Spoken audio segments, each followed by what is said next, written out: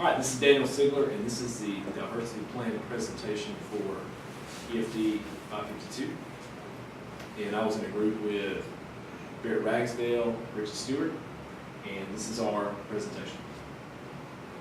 So the first question, what is diversity?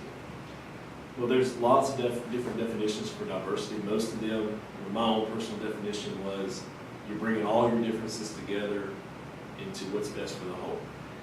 We got two up here on the presentation. It talks about the diversity definitions. One we got from Luther College Diversity Center. Diversity encompasses complex differences, similarities of perspectives, identities, points of view among members of the institution, as well as members who make up the wider community. So this is basically Luther College's definition is taking all the differences and similarities from everybody's different perspectives, everybody's different point of view, and trying to make them into the broad for the community. There's also a definition of U.S. Office Interior Department of Civil Rights, and basically it focuses more on demographic variables, talking about what most of us thought about diversity when we started this course, race, religion, color, gender, and bringing that together, and also how diversity, according to the U.S. Interior Department of Civil Rights, and how it talks about how everybody's diversity makes everyone unique. It talks about the strength and the resilience and blending all that in together. Now, my presentation is going to focus on Litchfield Middle School in Gadsden, Alabama, in East Gadsden, the eastern part of Gadsden, as we call it. And looking at the demographics of Litchfield, you have, it's very, it's mostly racial minorities. You have 76% of the students are black or African American. You have 14% of the students are Hispanic, while whites are 9% of the demographics, and then the other, just a few students are 1%. So most of Litchfield, when you look at it in scope of Gadsden, most of the students in Litchfield are, almost 85% of them are racial minorities. Now, looking at the testing data from Litchfield Middle School, on the art, Alabama reading and math test, level 3s and 4s, 3 and 4 is proficient in that test.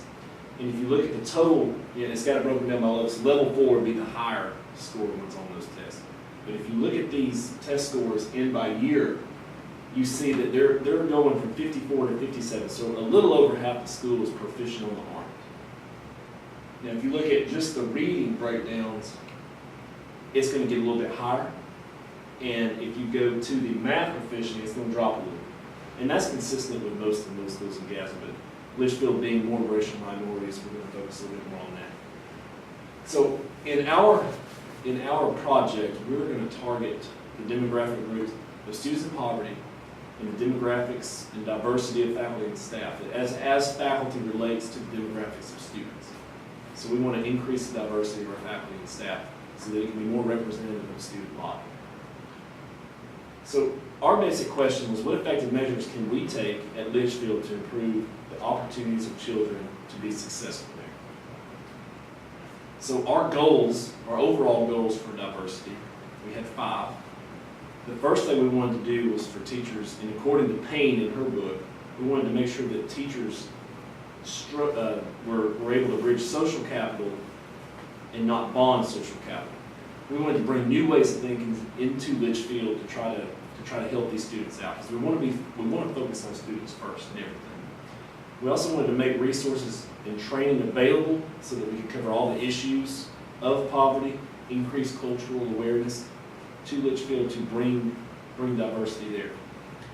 We wanted the overall mission statement to cover everybody. We want to make it attainable for all students. We want all students to be able to achieve at Litchfield. We also wanted to develop an environment that would be nurturing and motivating for academic success for these diverse student populations.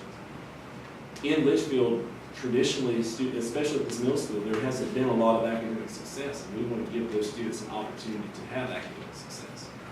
And we also wanted to effectively communicate with parents. When you look at education, a major part of that is effectively communicating with parents, talking to parents, what's going on with their student. And Litchfield hasn't really had that, so we want to bring effective communication strategies to Litchfield. our goals for the students of poverty at Litchfield. We wanted to build relationships with them. If your teachers are able to build relationships with your students are going to be much more effective in the classroom, they're going to care, and they're going to be more successful. Students are always looking for somebody who cares about them, especially when you look at students in poverty. They haven't always had that family structure that's there to support them. And so a lot of times when these students in poverty find a teacher that cares about them, they're going to work on them. And with that harder work, and with that greater work ethic, it's going to become more academic success. Teachers, we also wanted our teachers to model and how to speak and write using formal registry. Most students in poverty use casual registry, a short vocabulary, 400 to 800 words. When they tell stories or tell their point of view on something, usually we call it beating around the bush. They like to entertain, be humorous in their stories, whereas formal register is more of an academic language where you're getting straight to the point. You're using monosyllabic words. You're using several adjectives to describe what's going on. And so we wanted to give them that. We want to model that for them so they can have that example. We also wanted to talk about the rationale between school and classroom guidelines so that students understand why we're doing it. We want to have rules in our classroom. We want to have rules for our school, but the students need to understand why we have those rules. And we also wanted to teach our students in a way so that we value them for their character, not their socioeconomic status. We do not want we don't have schools for the elite. We want everyone to be equal. We want to focus on everybody, even the poor students in poverty. This gives them a chance when you focus on character and not socioeconomic status. Our goals for our faculty and staff, the most obvious of these is we want to attract the best teachers that we can from all walks of life. We want to attract them, we want to develop them, and most definitely we want to retain them. We want to keep them working there.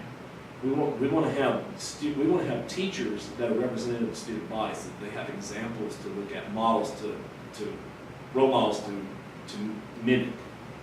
We wanted to include specific language in future job postings so that we could encourage diverse and culturally competent applicants. We want to make sure that they know up front, this is a diverse school, this is a high poverty school, and we want to attract people that want to come in there and make a difference in those kinds of schools. Teaching in a high poverty school is not for everybody, and we want the ones that want to be there so they can make that difference. We also want to create partnerships with our local schools so that we can foster better relationships with possible minority applicants. So, for example, with the teaching college, and being at Litchfield, Jacksonville State's 30 minutes down the road, we want to develop a good relationship with that college so that when their graduates are looking for jobs, we have a door open for them. And they know that we're down here hiring, we're trying to hire teachers that can come in here and make those differences. And that's why they went into education, to make that difference, and we want to give them that opportunity. We also want to provide incentives for our faculty to attend workshops and to take courses aimed at cultural awareness. Most of these will have to be done during the summer because of the responsibilities that go on during the school year. But we want to raise money to pay for workshops so that we can send our teachers to workshops that will be meaningful for them to teach diverse student bodies.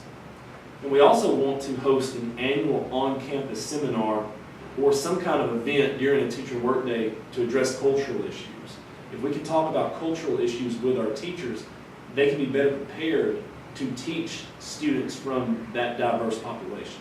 And they'll have strategies, they'll have ideas on how they can tackle some of the problems that come along with teaching students of an impoverished background. Now, our specific actions to address students in poverty, we had several ideas, and we went with these 5. We had family literacy programs. These would be programs where not only are we helping the students learn how to read and better and strengthen their reading skills and their vocabulary skills, we're also going to do this for the parents. We thought about this as a good idea, having our reading intervention specialists helping the parents learn how to read. If you send a student that doesn't know how to read very well home with reading homework and the parent can't read, you've got a bigger problem on your hands. So we want to take this opportunity to help, not only will this help the families, but this will help the communities as well. We also want computer literacy programs. With the way that education is moving today, with a focus on technology and internet, parents need to know how to do this as well. We could have some basic computer training programs. show parents how to use email, show parents how to use basic word processing so that they can communicate with their students' teachers, and so that they can learn how to use this for themselves, so they can help their students in everything they do. They can also use this for job applications and other things. So there will definitely be a very positive community benefit to this. An after-school program. We do an after-school program so that when these students get out of school, they're not going and getting in trouble on the streets or in the ghettos or wherever you're at. An after-school program gives students an opportunity to be tutored, gives an opportunity to do homework, gives them a meal. And so we want to address a lot of the urban problems that happen in East Gadsden with an after-school program. Student mentoring. If you give students a mentor that they can follow, they're going to try to mimic and be a part of what that mentor is trying to do in their lives. This is one thing we thought of, and this is consistent in some urban school areas, is a bridge program where you have students that are learning. Basically, you have a mentor, you have community members, and they take a student under their wing, and then they buy that student nice clothes, and that student dresses up to school and follows the advice of that mentor, and that student has to keep up, and the mentor keeps track on that student. And that really helps. If they have a positive adult influence in their lives, a lot of the problems that we deal with as teachers, they're not there. And also a secondary school job fair. One idea that we had, have an actual job fair at your middle school. These students can't apply for these jobs, but have the job fair set up, have local businesses come in, show these students what it's going to be like in their lives to have to interview for jobs, have mock job interviews, have them develop resumes, talk about the good things they can do, their talents, their academic abilities. One thing that we wanted to do to address diversity of faculty and staff, we really focused on minority teacher recruitment. We wanted to prioritize interviews for minority applicants. We want to make sure that we have minority candidates applying for these jobs. And so when they apply for these jobs, we definitely want to make sure that they have interviews set up. So we want a staff that is representative of our student body. And to do that, we have to make sure that minorities are applying, but when they apply, make sure they get interviews. We also want to ask the Board of Education to create and implement a minority recruitment plan for teachers. We want to send members of the Board of Education, members of the central office staff out to these colleges recruiting minority applicants. We want to send, and if possible, this can't always be possible, we can send minority representatives from the board to local colleges, and even all over the state, and tell them about the job openings that are going to be here, tell them about the opportunities that they're going to have, be upfront with them about pay and retirement and all the benefits that come with this, and we'll have more people applying for these jobs.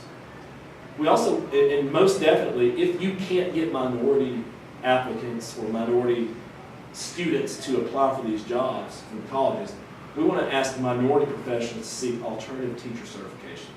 Get some of these people that are working professionals that are maybe bored with their job or maybe they're in a rut, get them to seek alternative teacher certification, emergency teacher certification status, and have them come into these schools with their real world experience and have them teach these students and talk about how important their subject is in their lives and how they can make that applicable to their future.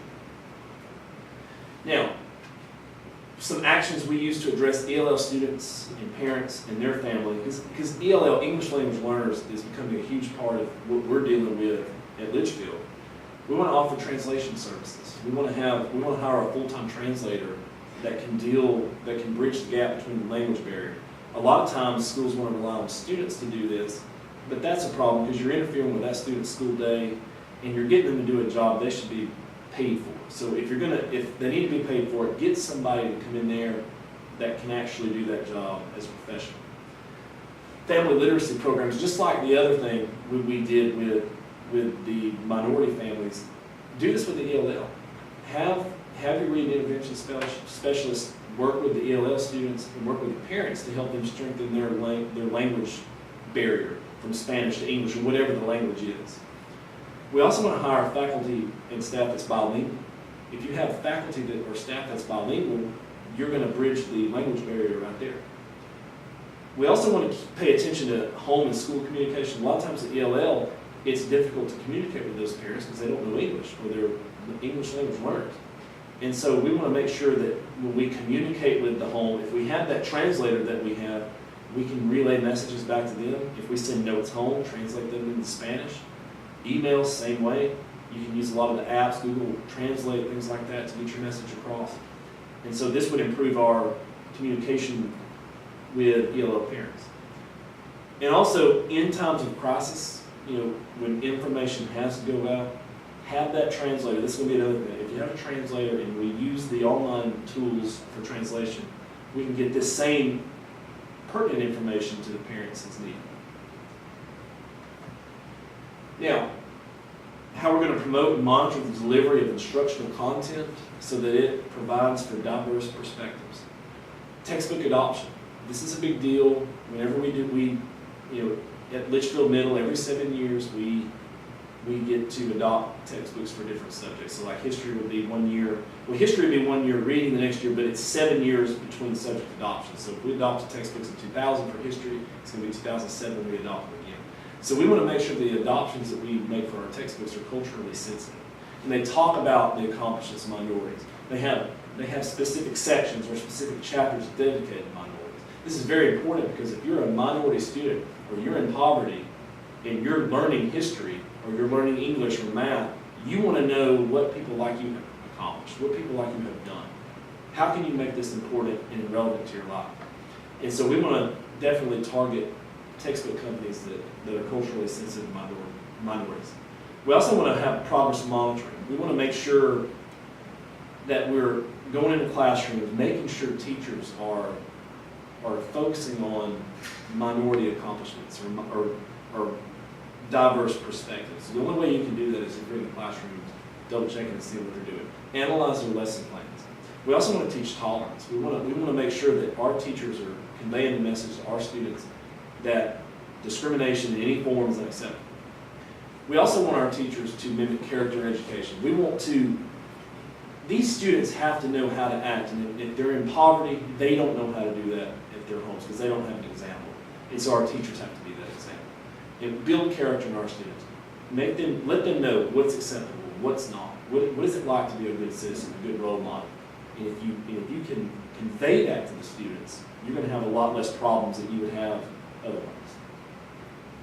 And this is the reference page here for this section. And this concludes the diversity plan presentation for EFD 552. I'm Daniel Sigler. Thank you very much.